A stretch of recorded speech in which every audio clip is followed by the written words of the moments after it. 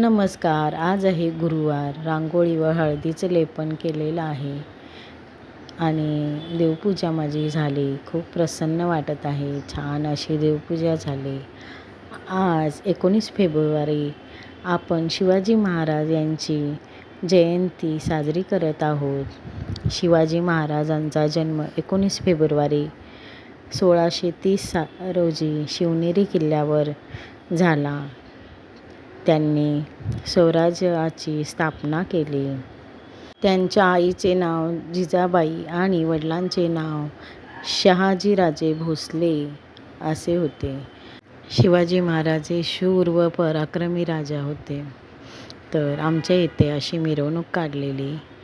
जय जिजाऊ, जय शिवाजी, जय महाराष्ट्र. शिवाजी महाराजांचं दर्शन घेतलं आणि स्वामींच्या मठात आले. श्री स्वामी समर्थ.